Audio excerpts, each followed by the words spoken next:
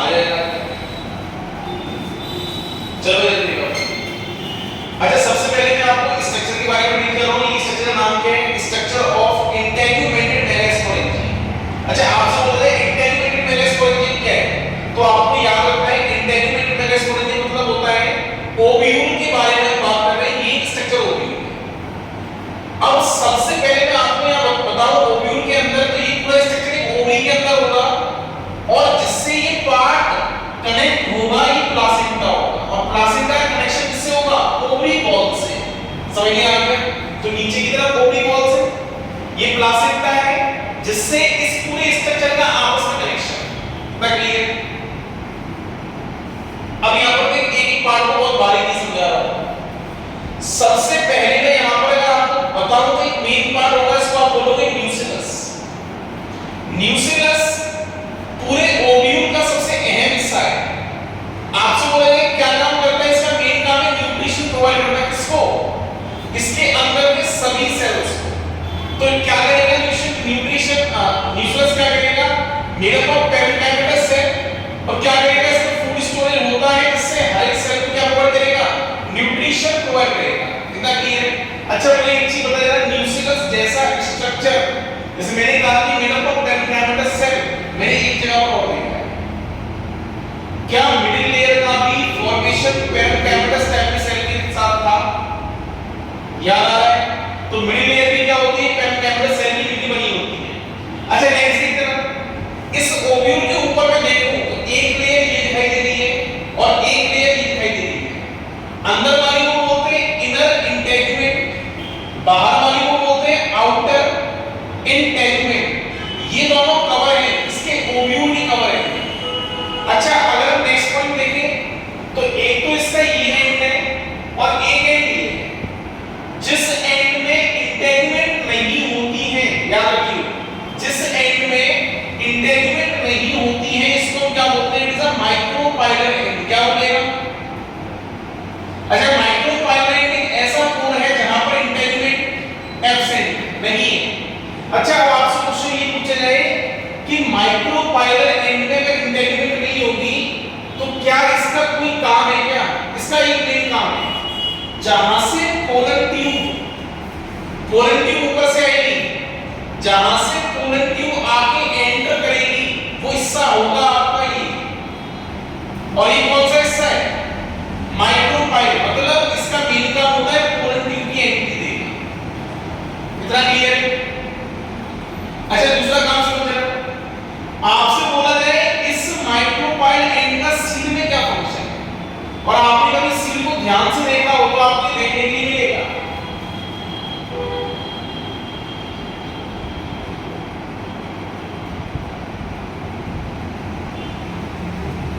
चने में ध्यान से देखिए हो, इस जगह पे छोटा सा पोल होता है ऊपर की तरफ और अगर चने में ना तो ध्यान से देखिए तो उस चने को गला दी और सुबह देखिए ध्यान से, वो बड़ा हो जाता है फूल का, तो उसमें ये पोल साफ साफ दिखाई देगा। ये पोल का काम, इस पोल को हम बोलते हैं माइक्रोपाइल पोल। क्या बोलेगा इसको? माइक्रोपाइल पोल। अच्छा इसका मेन काम क्या है? इससे कुछ तीन काम होंगे मेन। पहला, जब आप सील को मिट्टी में दबाते हो उससे एक नया प्लांट बने तो यही वो जगह है जहां से वो पानी को एब्सॉर्ब करता है। यही वो जगह है जहां से वो पानी को एब्सॉर्ब करता है, अपने अंदर लेता है। वो जगह आपके पास H2 जो आप एंड बोलोगे वो माइक्रोपाइल।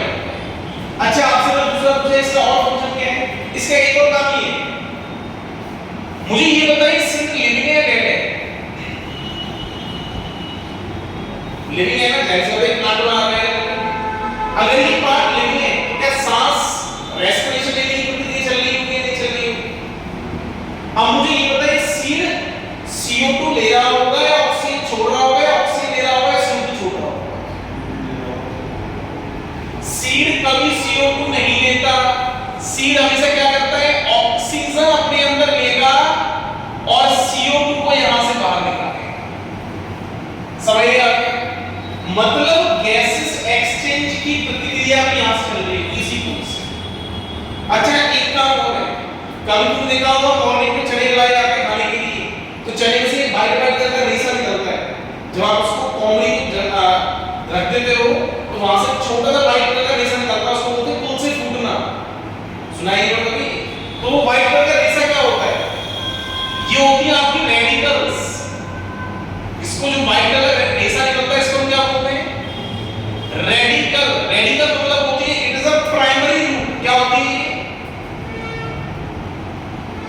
Primary root. अगर आपसे बोला जाए इसके तीन फंक्शन कौन से हैं, पहली बात तो याद रखिए, पानी का अब्जॉर्प्शन करेगा, सेकंड गैसेस का एक्सचेंज करेगा, जिस गैसेस के अंदर O2 अंदर जाएगी CO2, अरे समझ आ गया, रेडिकल बाहर निकलेगी।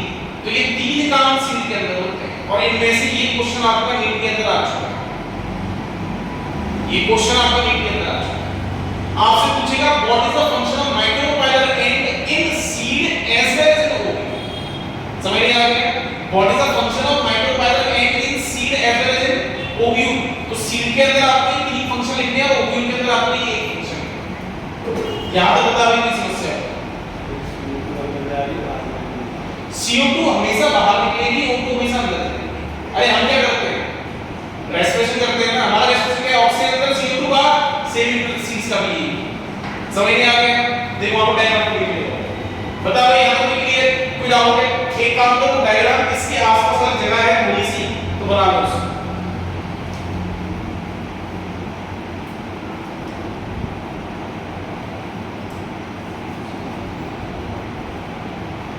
तीन मेन काम है, इंपोर्टेंट काम है। पहला पानी का एब्जॉर्प्शन, दूसरा एक्सचेंज ऑफ गैसेस, तीसरा रेडिकल वहां से बाहर निकलेगा।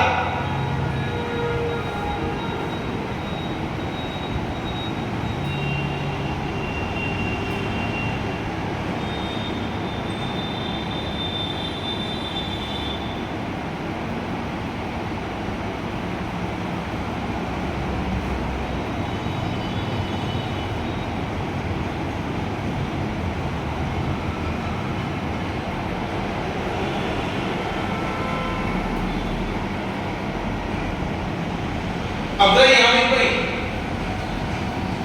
मैं अब बात कर रहा हूं चलाजा एंड की। मेरे ख्याल दो एंड है, ये एंड नीचे वाला माइक्रोपाइल और ऊपर वाला। अच्छा चलाजा के आगे मैंने एक स्टेटमेंट लिखी है बेसल पार्ट तो बेसल मतलब बेसमेंट है ना, बेसमेंट के नीचे की तरफ होता है, ऊपर थ्री होता है। यहां पर क्या लिखा हुआ मैंने? Basal part. एनसीईआरटी ने इसको ओव्यूल को ये बनाया हुआ है स्ट्रक्चर, ये ओव्यूल का स्ट्रक्चर है। मतलब चलाजा एंड हीरा और माइक्रोपाइल एंड हीरा। समझ में आ रहा है? मेरा ओव्यूल इस तरीके का है, एनसीईआरटी ने इसको ये बनाया। चलाजा एंड कहां पर है और व्हाट माइक्रोपाइल? तो चलाजा नीचे की तरफ क्या बोलूंगा? Basal part. तो ये बेसल पार्ट।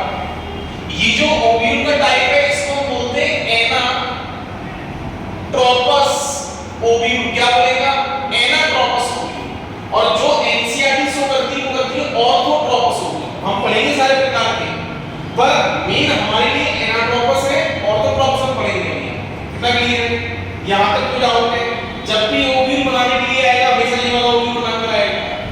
कोई डाउट देखो अब यहां नहीं पर मैं न्यूट्रिशंस के बारे में बात कर लिया। न्यूट्रिशन में खाना इन सभी सेल्स को प्रोवाइड कर रहा है। अच्छा अब मैं आता हूं, मैंने कहा ये स्टॉक लाइक अपीयरेंस जो है जिस पे पूरा हेड ऑफ द ओव्यूल टिका हुआ है इसको आप बोलते हैं फ्यूनिकल। फ्यूनिकल क्या है? Stock like ovule, stock like structure जिस पे पूरा ओव्यूल टिका हुआ है इसको आपने बोला फ्यूनिकल। अच्छा यहां पे एक पॉइंट आने वाला है, इसका नाम है हिलम। ये काफी इंपॉर्टेंट पॉइंट है, काफी बार क्वेश्चन भी आया है यहां से। हिलम कौन सा पॉइंट होता है? थोड़ा एक बार देखो, मुझे ये मतलब तेरी बॉडी का जो हेड है वो तेरे नीचे वाले हिस्से पे किस पे अटैच है? ये तो बोलेगा नेक पर। मेरा भी क्वेश्चन ये है कि आपका ओव्यूल का मेन हेड, ये पूरा ओव्यूल का मेन हेड ये किस जगह पे अटैच है? तो आप बोलोगे फ्यूनिकल पर। जिस पॉइंट से अटैच होता है उस पॉइंट को बोलते हैं हिलम। समझ में आ गया? जंक्शन पॉइंट है फ्यूनिकल और हेड ऑफ द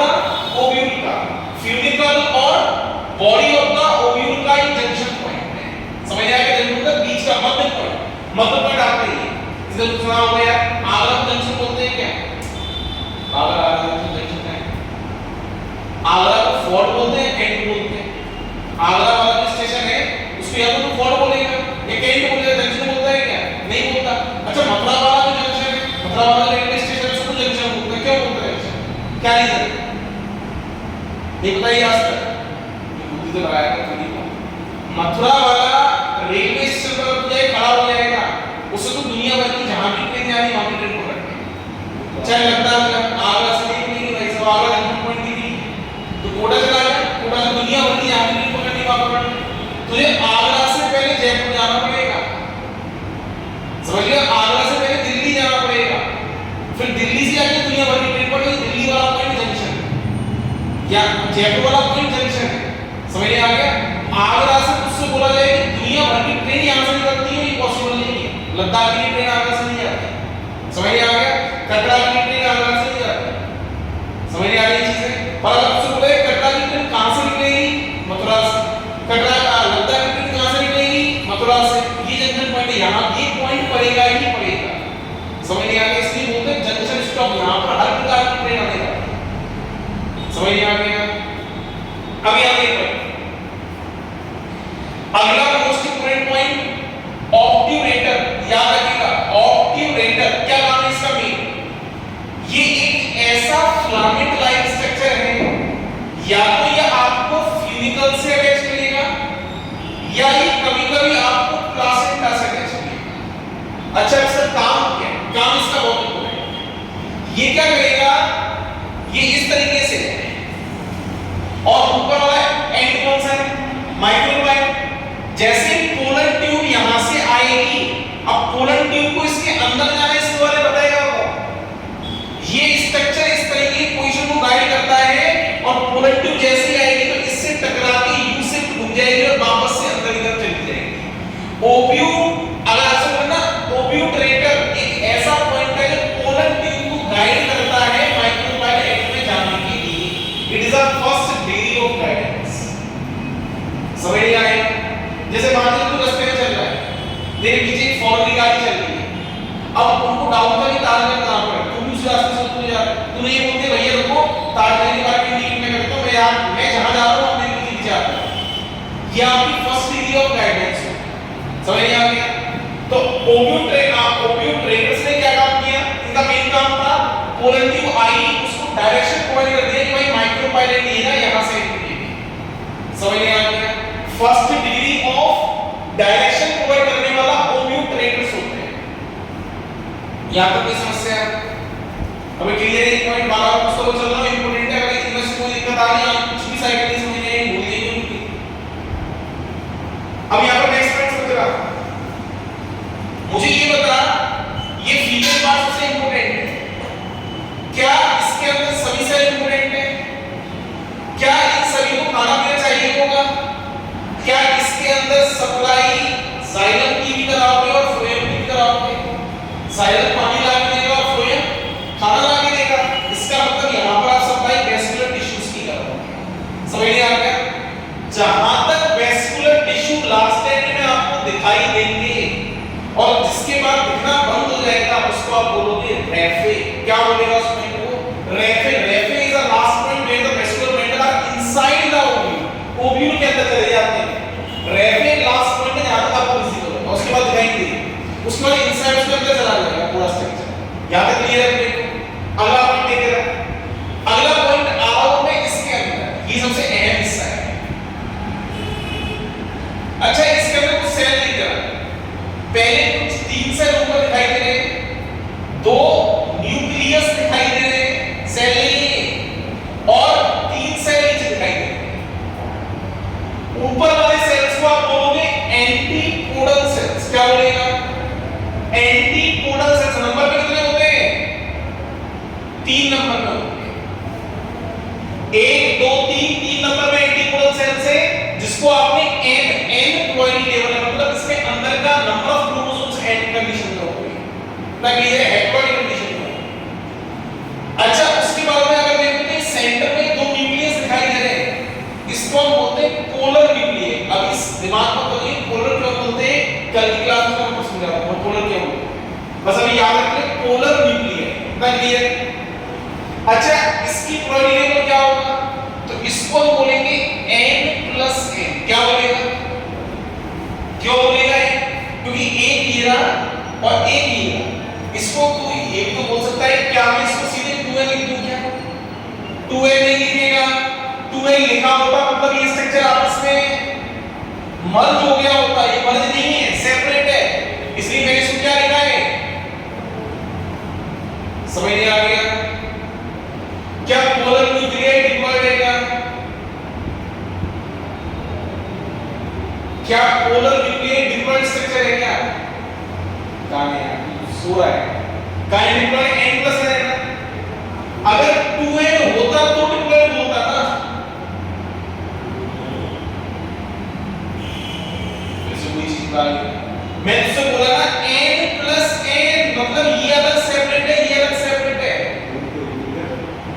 मिलाने को नहीं है। ये स्ट्रक्चर सेपरेट है आपस में। अगर मैं इसको 2n बोलता तो ये स्ट्रक्चर सिंगल इस तरीके का बन जाता। ये 2n समझ आया? ये एक नहीं है, अलग अलग है, सेपरेट है। जल्दी देख मेरे यहां पे बीच में क्या छोड़ा हुआ है आपके बीच में? तूने एक तो निकल दिए। समझ गया? तो याद रखिए कैसा होगा exam haploid structure n+n probability याद रखना है। अच्छा इसके नीचे बीच में एक सेल है एग सेल। तो तूने कभी देखा होगा ब्लड एंट्री करती है, तो ब्लड एंट्री करती है उसके आसपास साइडियस होती है। इस साइड का साइडियस, इस साइड का साइडियस। तो ये याद रखिए ये ब्राइड है और इसके अगल बगल से उसकी दो साइड है। ब्राइड को आप बोलोगे एग सेल और इसके अगल बगल से दो साइडियन का नाम है सिनर्जिड सेल। इसके नंबर में होती है 2 और सभी की प्रोबेबिलिटी यहां पर n। सभी की प्रोबेबिलिटी यहां पर n। अब एक चीज याद रखना, अब दूसरे क्वेश्चन ये पूछेगा, ये बताओ कि एंटीपोलर सेल की लोकेशन कहां पर है? तो आप बोलोगे द्वारका, द्वारका, चलासा है। आपसे बोला जाए what the location of egg cell?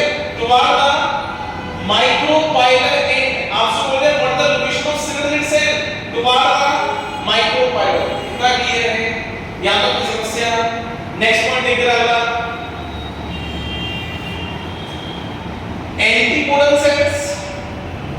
अच्छा एक पॉइंट और है इसके अंदर, ये जो पूरा कंप्लीट सेल है, ये जो पूरा कंप्लीट सेल दिखाई दे रहा है इसको मैं बोलता हूं सेंट्रल सेल। क्या बोलेगा? इसकी भी प्रोबेबिलिटी लेवल है। अच्छा अब यहां पर अगर मैं कंप्लीटली देखूं एंटीपोलर सेल, सेंट्रल सेल, ऊपर एक पोलर न्यूक्लियर, एग सेल और सिनर्जिड सेल, इन सभी को मिला के मैं बोलता हूं एम्ब्रियो सेल। ये पूरा अब जो स्ट्रक्चर बनके रेडी हुआ है इसके अंदर, ये पूरा आपका एम्ब्रियो सेल। समझ नहीं आया? अब तो बोला है कभी आपने सेंट्रल सेल बोला, कभी आपने एम्ब्रियो। सेंट्रल सेल बात की है, अगर इसके अंदर से मैं एंटीपोलर निकाल दूं, ये निकाल दूं सारे सेल्स और इनमें से एक न्यूक्लियस निकाल दूं, ये जो हिस्सा बचा ये सेंट्रल सेल। समझ आ गया? जब मैं इसके अंदर सारे मटेरियल को भर दूंगा, भरने के बाद अब जो स्ट्रक्चर आ रहा है उसको आप बोलोगे एम्ब्रियो सेल। अच्छा अब मैं एक चीज बता दूं, एम्ब्रियो सेल का सबसे बड़ा सेल आपको कौन सा दिखाई देता है?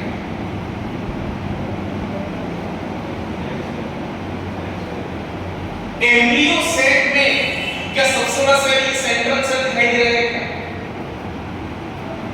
अबे एक सेल तो छोटा ही रहा, इससे भी बड़ा तो सेंट्रल सेल है ना। तो largest cell in the embryo cell, तो आप क्या बोलोगे? यहां तक क्लियर है? अच्छा अब मैं बोल रहा हूं एग एपरेटस। एग एपरेटस क्या होता है? ये सब तुमने ये सुना हुआ है, गोल्गी एपरेटस। याद रखो गोल्गी एपरेटस क्या होता है? गोल्गी का पूरा बॉडी क्या है इस तरह गोल्गी है। सिमिलरली मैं तेरे से बोल रहा हूं इस बार एग एपरेटस क्या है? तो जब भी इसे क्वेश्चन किया जाए what is the egg apparatus, तो तेरी कंडीशन ये होगी एग और उसकी पूरी सहेलियां, एग और इसकी पूरी सहेलियां। तो तू बोलेगा एग है एग सेल और अलग अलग की कौन सी है? Synergid cell. ये दोनों कंडीशन आपकी आएंगी एग एपरेटस। तो ये बताओ नंबर ऑफ सेल कितने आ रहे हैं एग एपरेटस में? 3 तो आ रहे हैं, 2 सिनर्जिड और 1 एग सेल। अच्छा अब मुझे ये बता which cell are largest in the